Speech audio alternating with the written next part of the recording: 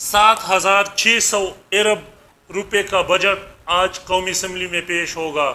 Corona माशी तरक्की की राह में रुकावट बन गया, बेरोज़गारी और गुर्बत में इजाफा होगा। इक़्तिसादी जायज़ा। 7,600 अरब रुपए का बजट आज कौमी असम्बली में पेश होगा। मशीर ख़जाना डॉक्टर अब्दुल हफीज़ शेख ने कहा है कि कोरोना माशी तरक्की की राह में रुकावट बन गया है, बेरोज़गारी और गुर्बत बढ़ेगी। माली साल 2020 के लिए ज़राअत में 2.6%, सनत में मनफी 2.6% और ख़िदमात के शोबे में मनफी 0.6%। बुनियाद पर मुल्की आमदन की शरह नमू का तखमीना 0.38% है। इस साल GDP की शरह 0.38 रहेगी। कोरोना की वबा से मजमूई मुल्की पैदावार को 3,000 अरब का नुकसान हुआ है। मशीर ख़जाना ने बताया कि जारी खजाने में कमी हुई है। स्टेट बैंक से कोई कर्जा नहीं लिया। बैरूनी सरमायाकारी 137% बढ़ी है, जबकि महंगाई 9.1% रही।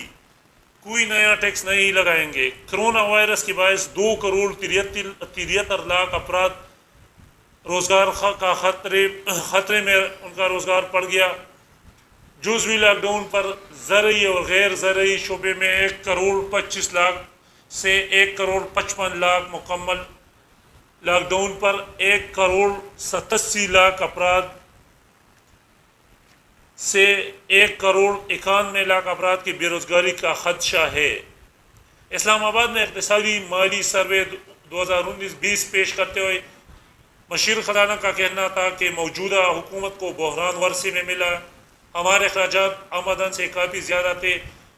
बरामदात की शरह 0 रही, जबकि गुज़िश्ता हुकूमत के आखिरी 2 सालों में गैर मुल्की ज़र मुबादला के ज़ख़ायर 16-17 से गिर कर 9 के करीब पहुँच गए थे। मशीर ख़जाना ने कहा कि डॉलर सस्ता रखा गया था, जिसके बायस बरामदात से दोगुनी हो गई और तमाम चीज़ों का असर ये हुआ कि हमारे पास डॉलर ख़त्म हो गए कि हम अपनी मईशत को अच्छे अंदाजे में चला सकते।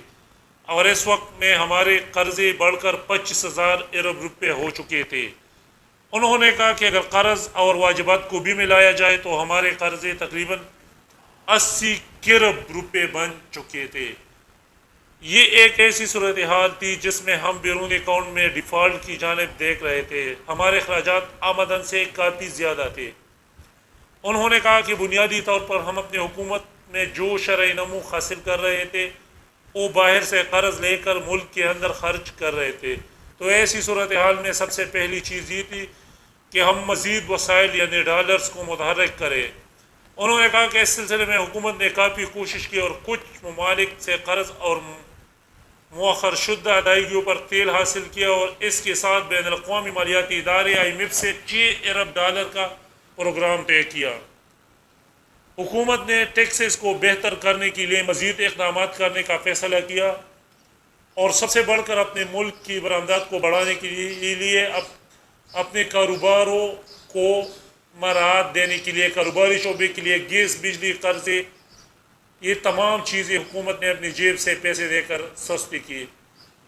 उन्होंने कहा कि इन वजूहात की बिना पर हमने अपने बैरूनी तौर पर माईशत को दरपेश ख़तरात से निमटा और वर्षे में मिलने वाले 20 अरब डॉलर के करंट अकाउंट खसारे को कम करके हम 3 अरब डॉलर तक ले आए। ये हुकूमत का बहुत बड़ा कारनामा है कि पहले साल और ख़ुसूसी तौर पर इस साल करंट अकाउंट खसारे में 73% कमी की गई।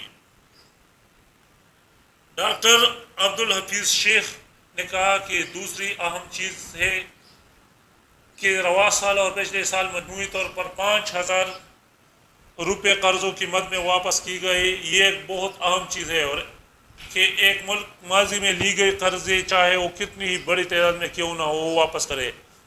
उन्होंने कहा कि पाकिस्तान तहरीक इंसाफ की मौजूदा हुकूमत ने माजी के कर्ज़ों के बोझ को वापस करने के लिए कर्ज़ लिए और माजी के कर्ज़ों में कीमत में 5,000 अरब रुपये वापस की।